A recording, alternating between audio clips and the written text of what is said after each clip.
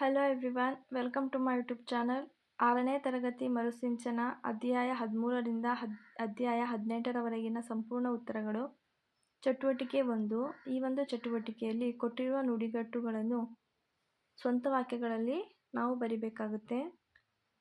ನುಡಿಗಟ್ಟುಗಳಿಗೆ ಸರಿಯಾದ ಒಂದು ಅರ್ಥವನ್ನು ಹುಡುಕಿ ಆಮೇಲೆ ನೀವು ಸ್ವಂತ ವಾಕ್ಯವನ್ನು ಮಾಡಿ ಬರೆಯಿರಿ.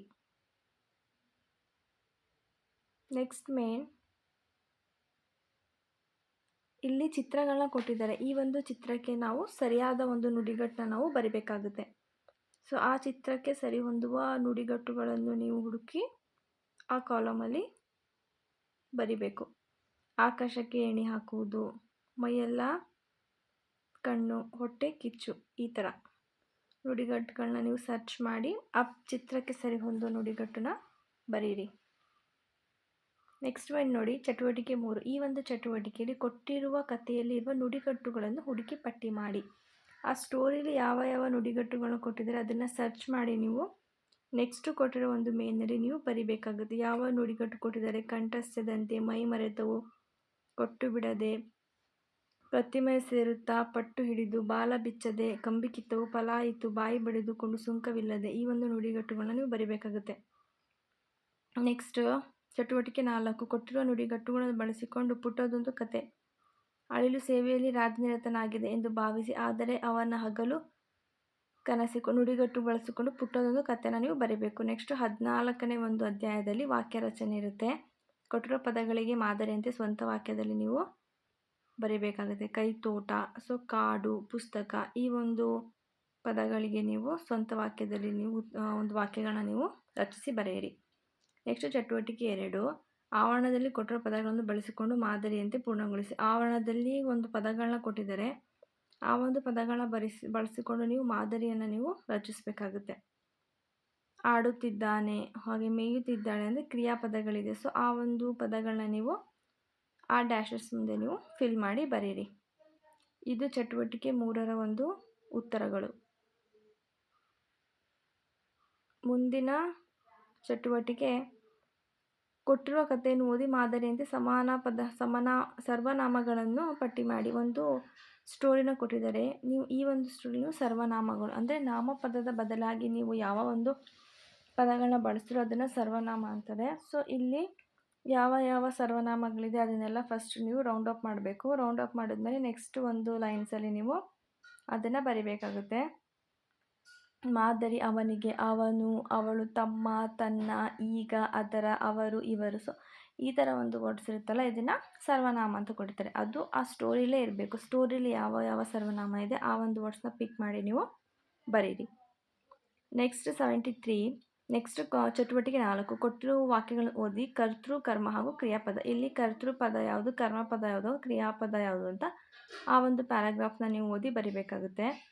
ಕರ್ತೃ ಪದ ಯಾವುದು, ಕರ್ಮಪದ ಯಾವುದು ಹಾಗೂ ಕ್ರಿಯಾಪದ ಯಾವುದು ಅಂತ ನೀವಿಲ್ಲಿ ಬರಿಬೇಕಾಗುತ್ತೆ. ನೆಕ್ಸ್ಟ್ ಅಧ್ಯಾಯ 15. ಜನಪದ ಕತೆ ಕಟ್ಟೋಣ. ಒಂದು ಕತೆ ಕೊಟ್ಟಿದ್ದಾರೆ, ಅದನ್ನು ನೀವು ಪದಗಳನ್ನ ನೀವು ಬರಿಬೇಕಾಗುತ್ತೆ. ನಿಮ್ಮ ಮನಸ್ಸಿನಲ್ಲೇ ಒಂದು ಕತೆ ಮೇಲೆ ಪಟ್ಟಿ ಮಾಡಿ ಪದಗಳನ್ನ ಬಳಸುವ ಒಂದು ಸರಳ ಕತೆ. ನೀವು ಯಾವ ಒಂದು ಪದನ ಬಳಸ್ತೀರಾ ಆ ಪದಗಳು ರಿಲೇಟೆಡ್ ಆಗಿ ಒಂದು ಸ್ಟೋರಿನ ನೀವು ಕ್ರಿಯೇಟ್ ಮಾಡಿ ಬರಿಬೇಕಾಗುತ್ತೆ. ಇದು ಚಟುವಟಿಕೆ 1ರ ಉತ್ತರ. ನೆಕ್ಸ್ಟ್ ಚಟುವಟಿಕೆ 3. ನಿನ್ನ ಗೆಳೆಯರೊಂದಿಗೆ ಹಾಡಿನಲ್ಲಿ. ಕಪ್ಪೆ ಕರಗ ತುಪ್ಪ ಜಲಿ ಜಲಿ, ಈ ಒಂದು ಗೀತೆನ ಅವರು ಕೊಟ್ಟಿದ್ದಾರೆ. ಈ ಒಂದು ಗೀತೆನ ನೀವು ಹಾಡಿ ಗೆಳೆಯರೊಂದಿಗೆ ಶಿಕ್ಷಕರ ಸಹಾಯದಿಂದ ರಾಗವಾಗಿ ಹಾಡಿ ನೀವು ನಲಿಯಿರಿ, ಅಂದರೆ ಪ್ರಾಕ್ಟೀಸ್ ಮಾಡಿ ಅಂತ. ನೆಕ್ಸ್ಟ್ ಇಲ್ಲಿ ಚಟುವಟಿಕೆ 4. ನಿಮ್ಮ ಮನೆಯಲ್ಲೂ ಹಿರಿಯರ ಸಹಾಯ ಜನಪದ ಹಾಡನ್ನು ಮಾಡಿ ಬರೆಯಿರಿ. ಒಂದು ಹಾಡನ್ನ ಬರಿಬೇಕು, ಜನಪದ ಗೀತೆ, ಒಂದು 2 ಲೈನ್ಸ್ ಮತ್ತು ಒಂದು ಒಗ್ಗಟ್ಟು. ಇದನ್ನೇ ಬರಿಬೇಕಂತ ನಿಮಗೆ ಯಾವ ಒಗ್ಗಟ್ಟು ಗೊತ್ತು, ಯಾವ ಜನಪದ ಗೀತೆ ಗೊತ್ತು ಅದನ್ನು ಬೇಕಾದ್ರೆ ನೀವು ಅಲ್ಲಿ ಬರಿಬೋದು. ಆಮೇಲೆ ಒಂದು ಗಾದೆನೂ ಕೂಡ ನೀವು 2 ಗಾದೆನ ಬೇಕಾದ್ರೆ ನೀವು ಬರಿಬೇಕಾಗುತ್ತೆ. ತಾಳಿದವನು ಬಾಳಿಯಾನು ಅದನ್ನು ಬರಿಬೋದು. ಸೊ ಇನ್ನೂ ಡಿಫ್ರೆಂಟ್ ಗಾದೆಗಳಿದೆ, ಅದನ್ನು ಬೇಕಾದ್ರೆ ನೀವು ಬರೀರಿ. ನೆಕ್ಸ್ಟ್ ಇದು ಕತೆ ಹೇಳೋಣ ಅಂತ. ಚಟುವಟಿಕೆ 1. ಕೊಟ್ಟಿರುವ ಕಥೆಯ ಸಾಲುಗಳನ್ನು ಓದಿ ಅರ್ಥೈಸಿಕೊಂಡು ಅನುಕ್ರಮವಾಗಿ ಜೋಡಿಸಿ ಜೊತೆ ಪೂರ್ಣಗೊಳಿಸಿ ನೀವು ಬರಿಬೇಕಾಗುತ್ತೆ. ನೆಕ್ಸ್ಟ್ ಮೇನಲ್ಲಿ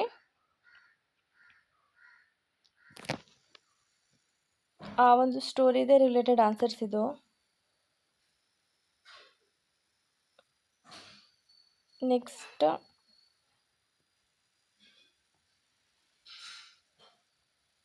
ಅದಾದಮೇಲೆ ಚಟುವಟಿಕೆ 2, ಇಲ್ಲಿ ಆವರಣದಲ್ಲಿ ಕೊಟ್ಟಿರೋ ಪದಗಳನ್ನು ಬಳಸಿ ಕಥೆಯನ್ನು ಪೂರ್ಣಗೊಳಿಸಿ. ಆವರಣಗಳಲ್ಲಿ ಕೆಲವೊಂದು ಪದಗಳನ್ನ ಕೊಟ್ಟಿದ್ದಾರೆ, ಆ ಒಂದು ಪದಗಳನ್ನ ಬಳಸಿ ನೀವು ಸ್ಟೋರಿನ ನೀವು ಕಂಪ್ಲೀಟ್ ಮಾಡಬೇಕು. ಸ್ಟೋರಿ ಇನ್ಕಂಪ್ಲೀಟ್ ಇದೆ.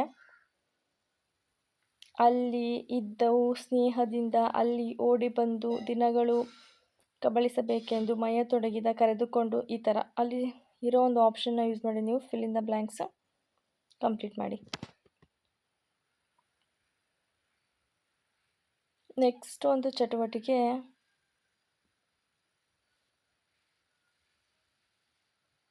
3, ಕೊಟ್ಟಿರೋ ಕಥೆಯನ್ನು ಓದಿಕೊಂಡು ಕೆಳಗಿನ ಪ್ರಶ್ನೆಗಳಿಗೆ ಉತ್ತರಿಸಿ.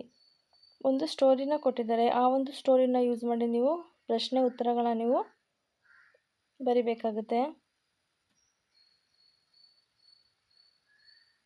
ಮಗುವನ್ನು ಪೊಲೀಸ್ ಠಾಣೆ ಕರೆದುಕೊಂಡು ಹೋಗಿ ಮಾಹಿತಿ ತಿಳಿಸಿದ ಅಮೃತ. ಮಗುವಿನ ತಂದೆ ತಾಯಿ ಅಮೃತಳಿಗೆ ಏಕೆ ಧನ್ಯವಾದ ಹೇಳಿದಳು. ಇದೆಲ್ಲ ಆನ್ಸರ್ಸ್ ಕೂಡ ಒಂದು ಪ್ಯಾರಾಗ್ರಾಫಲ್ಲೇ ಇದೆ, ಅಲ್ಲಿ ಹುಡುಕಿ ನೀವು ಬರೀರಿ. ನೆಕ್ಸ್ಟ್ ಮೇನು ಹಾಗೆ, ಅಮೃತ ಜಾಗದಲ್ಲಿ ನೀನು ಇದ್ದರೆ ಏನು ಮಾಡುತ್ತಿದ್ದೆ. ನಾನು ಕೂಡ ಪೊಲೀಸರಿಗೆ ವಿಷಯ ತಿಳಿಸುವ ಪ್ರಯತ್ನವನ್ನು ಮಾಡುತ್ತಿದ್ದೆ.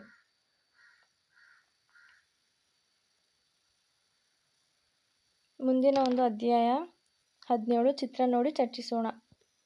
ಪ್ರಚಲಿತ ಘಟನೆಗಳು ಅಥವಾ ಮಾಹಿತಿ ಲೇಖನಗಳು ಅಥವಾ ವಾರಕ್ಕೊಮ್ಮೆ ಪ್ರಕಟಣೆಗೊಳ್ಳುವ ಪತ್ರಿಕೆಗಳು, ಇದರ ಆಧಾರದ ಮೇಲೆ ನಾವು ಚರ್ಚೆಯನ್ನು ಮಾಡಬೇಕಾಗುತ್ತೆ. ಯಾವ ಥರ ಪತ್ರಿಕೆಗಳಿದೆ, ನ್ಯೂಸ್ ಪೇಪರ್ಸ್ ಇದೆ, ದಿನಪತ್ರಿಕೆ ಇದೆ, ಮತ್ತು ವಾರ್ಷಿಕ ಪತ್ರಿಕೆ, ಮಾಸಪತ್ರಿಕೆ. ಸೊ ಈ ಥರ ಒಂದು ಪೇಪರ್ಸ್ ಇಲ್ಲಿ ಕೊಟ್ಟಿದ್ದಾರೆ. ಇದ್ರ ರಿಲೇಟೆಡ್ ನೀವು ದಿನಪತ್ರಿಕೆಗಳು ಯಾವುದು ಅನ್ನೋದಕ್ಕೆ ದಿ ಅಂತ ಬರೀಬೇಕು. ಆಮೇಲೆ ಮಾಸಿಕ ಪತ್ರಿಕೆ ಅದಕ್ಕೆ ಮಾ ಅಂತ ಬರೀಬೇಕು. ಈ ಥರ ಅದು ಕೋಡ್ ಥರ ಫಸ್ಟು ಒಂದು ಪದನ ನೀವು ಬರೀಬೇಕಾಗುತ್ತೆ, ಫಸ್ಟ್ ಒಂದು ಅಕ್ಷರನ ನೀವು ಅಲ್ಲಿ ಬರೀಬೇಕಾಗುತ್ತೆ. ನೆಕ್ಸ್ಟ್ ದಿನಪತ್ರಿಕೆ ಯಾವುದು ಅಂತ ಒಂದು ಬಾಕ್ಸಲ್ಲಿ ಬರೀಬೇಕು. 4 ದಿನಪತ್ರಿಕೆ ಇದೆ. ವಾರ್ಷಿಕ ಪತ್ರಿಕೆ ಅನ್ನೋದು 4 ಇದೆ, ಅದನ್ನು 4 ಒಂದು ಬಾಕ್ಸಲ್ಲಿ ಬರೀ. ನೆಕ್ಸ್ಟ್ ಮಾಸಪತ್ರಿಕೆಯನ್ನು ಕೂಡ ನೀವು 2 ಇದೆ, ಆ ಒಂದು ಕಾಲಮಲ್ಲಿ ನೀವು ಕಂಪ್ಲೀಟಾಗಿ ಬರೀರಿ. ನೆಕ್ಸ್ಟ್ ನಿಮಗೆ ಚಟುವಟಿಕೆ 2, ಕೊಟ್ಟಿರೋ ಲೇಖನ ಓದಿ ನಿಮ್ಮ ಅಭಿಪ್ರಾಯ ತಿಳಿಸಿ. ಒಂದು ಲೇಖನ ಕೊಟ್ಟಿದ್ದಾರೆ, ಇಲ್ಲಿ ನೀವು ಜಸ್ಟ್ ತಿಳಿಸ್ಬೇಕಷ್ಟೇ, ಇಲ್ಲಿ ಬರೆಯೋ ಥರ ಏನಿಲ್ಲ.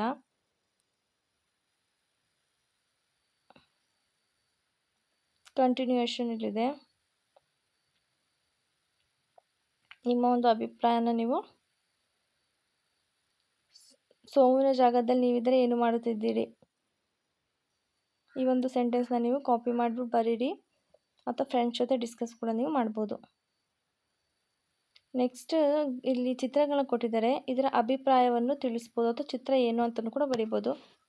ನಾನು ಜಸ್ಟ್ ಚಿತ್ರ ಏನು ಅಂತ ಬರೆದಿದ್ದೀನಿ, ನೀವು ಅಭಿಪ್ರಾಯವನ್ನು ಬೇಕಾದ್ರೆ ನೀವು ಬರೀರಿ. ಅಜ್ಜನಿಗೆ ಇವಾಗ ಸಹಾಯ ಮಾಡ್ತಿದ್ದಾರೆ, ಅದು ಕೊರೋನಾ ವೈರಸ್ ಚಿತ್ರ. ಈ ಥರ ನೀವು ಬೇಕಾದ್ರೆ ಕೊರೋನಾ ವೈರಸ್ ಬಗ್ಗೆ ನೀವು ಬರಿಬೋದು, ಅಥವಾ ಹೇಗೆ ಸಹಾಯ ಮಾಡೋದ್ರಿಂದ ಬೇರೆಯವ್ರಿಗೆ ಯಾವ ಥರ ಸಹಾಯ ಮಾಡ್ತೀರಾ ಅದನ್ನು ಬೇಕಾದ್ರೆ ಬರಿಬೋದು. ಇಲ್ಲಿ ಒಂದು ಚಿತ್ರನ ಕೊಟ್ಟಿದ್ದಾರೆ, ಅದು ಒಂದು ಒಗ್ಗಟ್ಟಿಗೆ ಉತ್ತರ ಆಗಿರುತ್ತೆ. ಮೊದಲನೇ ಕುದುರೆ ಬಾಲ, ನೀರಿನಲ್ಲಿ ಮೀನ ಹೆಜ್ಜು, ಈ ಥರ ಮರಗಡಿಗೆ, ಮನೆ ಬೀಗ, ಈ ಥರ ಒಂದು ಪದಗಳಲ್ಲಿ ರಚನೆ ಆಗುತ್ತೆ.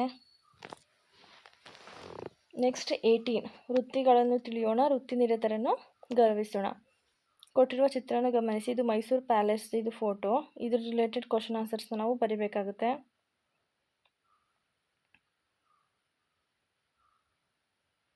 ಈ ಹಬ್ಬದ ದೃಶ್ಯ ಯಾವ ಹಬ್ಬದ್ದು, ಇದು ದಸರಾ ಹಬ್ಬವನ್ನು ಮೈಸೂರಿನಲ್ಲಿ ಅದು ಬೇರೆ ಎಲ್ಲೆಲ್ಲಿ ಹೇಗೆ ಆಚರಿಸ್ತಾರೆ, ಇದನ್ನೆಲ್ಲ ನೀವು ಕಂಪ್ಲೀಟಾಗಿ ಬರೀಬೇಕು. 3ನೇ ಕ್ವಶನ್, ನಿಮ್ಮ ಊರಿನಲ್ಲಿ ಆಚರಿಸುವ ಪ್ರಮುಖ ಹಬ್ಬ ಯಾವುದು. ನಿಮಗೆ ಇಷ್ಟವಾದ ಹಬ್ಬವನ್ನು ಸಂಕ್ರಾಂತಿ ಹಬ್ಬ ಬರೆದಿದ್ದೀನಿ, ನಿಮ್ಗೆ ಯಾವ ಹಬ್ಬನೋ ಆ ಹಬ್ಬ ವಿಷಯ ಇಷ್ಟ ಆದರೆ ಆ ಒಂದು ಹಬ್ಬದ ವಿಷಯವನ್ನು ಬರೆಯಿರಿ. ನೆಕ್ಸ್ಟ್ ಚಟುವಟಿಕೆ 2,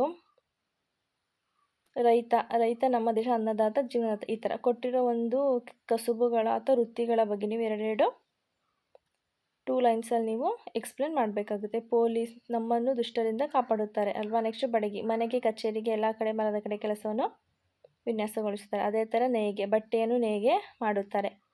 ಕುಂಬಾರ ಅಂದರೆ ಕುಂಬ ಅಥವಾ ಮಡಿಕೆಗಳನ್ನು ತಯಾರಿಸುತ್ತಾರೆ, ನೀವು ಮಡಿಕೆಗಳನ್ನು ಅಂತಲೇ ಬರೀರಿ. ನೆಕ್ಸ್ಟು ಡಾಕ್ಟರ್, ನಮಗೆ ಆರೋಗ್ಯದಲ್ಲಿ ಕಾಯಿಲೆಗೆ ಔಷಧಿ ನೀಡಿ ಗುಣಪಡಿಸ್ತಾರೆ. ನೆಕ್ಸ್ಟ್ ಚಟುವಟಿಕೆ 3, ನಿಮ್ಮ ಶಾಲೆ ಆಚರಿಸುವ ಕಾರ್ಯಕ್ರಮಗಳು. ಏನೇನು ಕಾರ್ಯಕ್ರಮಗಳು ನಿಮ್ಮ ಶಾಲೆಯಲ್ಲಿ ಆಚರಿಸ್ತೀರಾ ಆ ಒಂದು ಕಾರ್ಯಕ್ರಮಗಳನ್ನು ಪಟ್ಟಿ ಮಾಡಬೇಕಾಗುತ್ತೆ. ಹೊಸ ವರ್ಷ, ಸ್ವಾತಂತ್ರ್ಯ ದಿನಾಚರಣೆ, ಮಹಾತ್ಮ ಗಾಂಧೀಜಿ ಜಯಂತಿ, ಗಣರಾಜ್ಯೋತ್ಸವ, ಶಿಕ್ಷಕರ ದಿನಾಚರಣೆ, ಮಕ್ಕಳ ದಿನಾಚರಣೆ ಹಾಗೂ ಪರಿಸರ ಮಾಲಿನ್ಯ. ಈ ಒಂದು ಹಬ್ಬಗಳ ಹೆಸರನ್ನ ನೀವು ಆ ಒಂದು ಕಾಲಮಲ್ಲಿ ಬರೀರಿ. Thank you.